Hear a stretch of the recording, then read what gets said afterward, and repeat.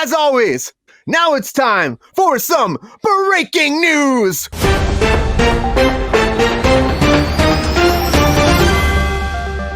All right, everybody, the first thing I want to get into, the very first thing, and it's a quick thing, but the Guardians of the Galaxy 3. Now, everyone's talking about updates for this. Of course, it's coming out May 5th.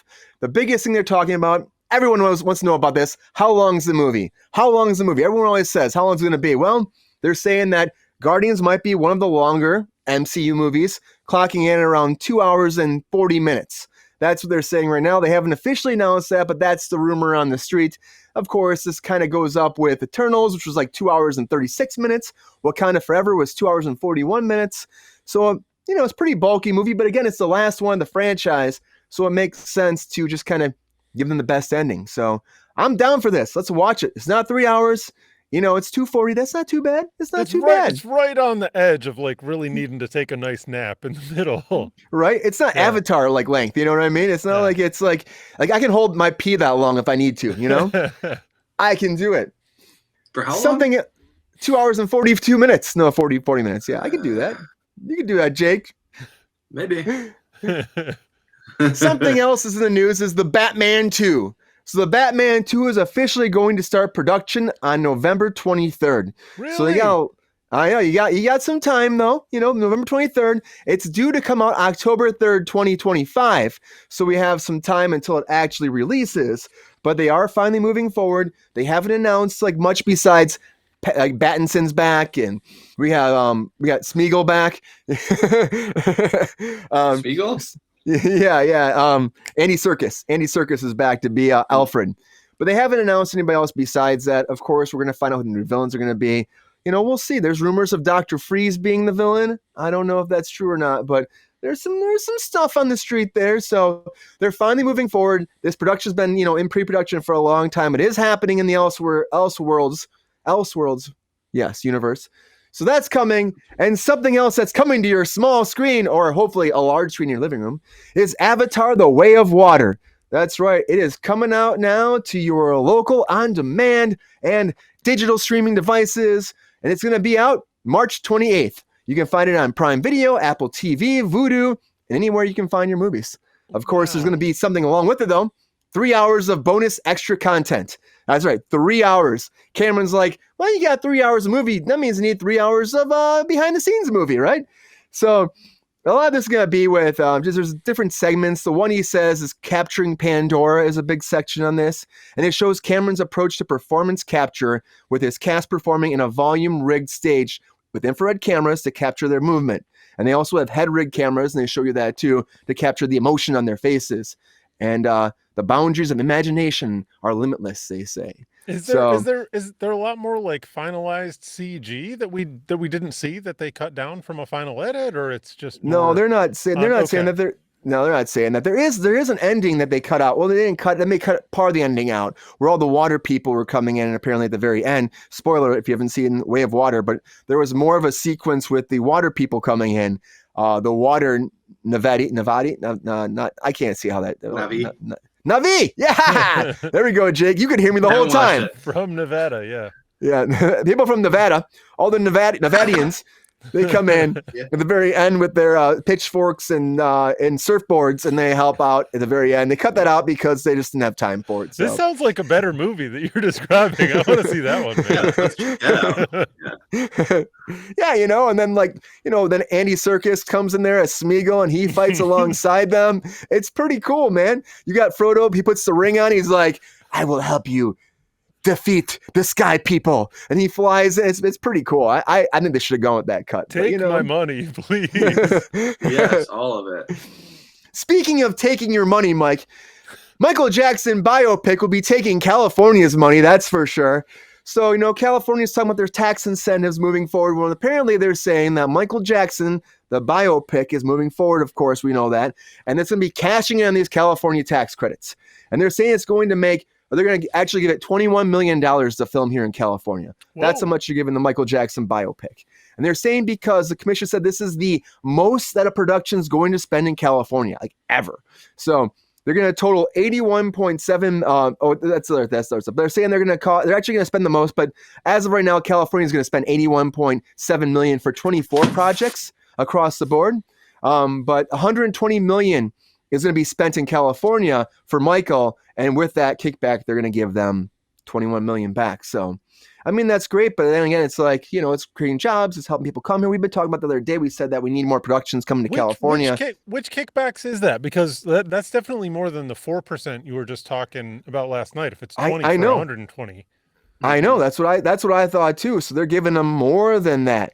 Yeah, I mean, I'm sure there must be other programs that we're not aware of. I think that's because I think that's because it's not the full budget. I think it's because that's just 120 million they're saying is qualified for in-state spending. So I don't know what else they're spending on top of that, but they're saying for the qualified spending, it's a lot of money that's actually going towards California residents that are working in the industry, between the vendors and the crew members and everything else. So of course the budget's bigger than that. That's probably what it's based off of, what the actual budget is, which they haven't announced how much it's going to be. It would be interesting to dig deeper into that, but it's probably, like it just gets into, I don't know, city budgets and like the breakdowns of that kind of thing. Not to mention, I can't even imagine what kind of money laundering is going on at every scale of money things. Laundering. Like I don't know. I'm not trying to be conspiratorial. I just have a tendency to be, anytime I hear like lots of zeros, I think there's people all along the line that are taking little cuts out of that,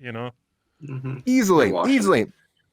Like I said the other day, we were talking about like budgets, a lot of times the UPM will go under budget, and whenever he or she reports, they report, right? But they could also go under budget and then pocket a little bit up for themselves and be like, oh yeah, I still saved you money. Look how much money I saved you. I saved you 20 grand. Well, actually I saved you 40 grand, but fucking 20 is out of my pocket. You know what I mean? You know what I mean? So it's like, you just don't know how they balance their budget. So this shit happens with these big budget productions, and you never know unless you really got into someone's ass with those books, and that's tough to do. But yeah, so that's happening. Michael Jackson's going to shoot here in California, which makes sense. It does make sense. I hope they actually go to Neverland Ranch and shoot there too and give it a little facelift, because it needs it. That place is falling apart, Right, Mike? Don't you want to go? Mike, let me ask you a question fast before I move on here, Mike. You want it to be preserved the way it is in your memories, Brian? I just want to ask you a question before I move on, because I saw you have a little snigger there, so I want to ask you a question. Mike, if you were given the opportunity, would you spend a week at Neverland Ranch?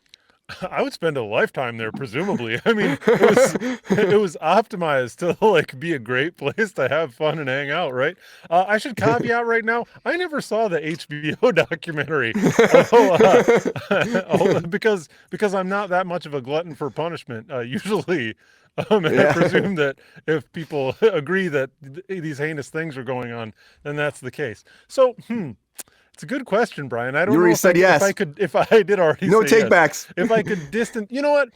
I'll say that tragedies have occurred all over this great land of ours. And if I'm able to put that out of my mind for the spot I'm sitting at right now, where doubtless countless genocides have already occurred, then I'll be able to do it at Neverland Ranch too. Why not? I did a poll for this, and most people came back saying no, but a few said yes. And like people are like, why would you want to stay there? I'm like, I don't know. There's a lot of history there, There's some bad history that runs around the outside. Yeah, I mean, the amusement park is apparently gone now. They pulled it all out, unfortunately. Well, never mind, so never mind, Yeah, but for me, I'm like, hopefully they go there and they shoot there and they actually give him his story justice. And I think it is a story to be told. Like I said before, regardless of how you feel about the man, it's a story about someone that was, got into music when he was young. And went through a lot of shit. It's a really bizarre piece of American history, isn't it? And a big piece of it. It's a huge piece for pop culture alone, and also on top of that, it's a good tale to tell people of like what not to do, and like to your kids and how to raise them in this industry, and also how bad it can go. Like how bad can it go? And Michael Jackson was a prime like person to be looking at and like investigating and to see, because this shit can go bad anytime. So this is a person that made it big in this industry, went through a lot of shit, had a lot of court problems, a lot of things happened in their life. I think it's a story that needs to be told, regardless of how you feel about it, So, that's happening.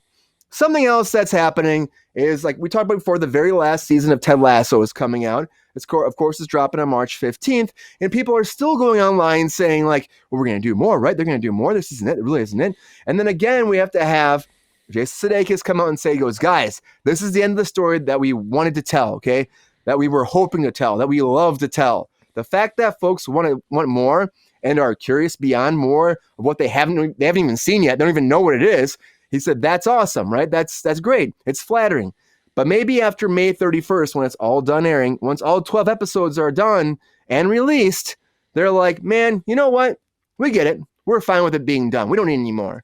But he says it's great that people are actually asking for it constantly because it is a great show. So people are already saying, don't be done, but we don't even know what the story is going, like how it's going to end until we see it. So what he's saying is just take a breath, sit back.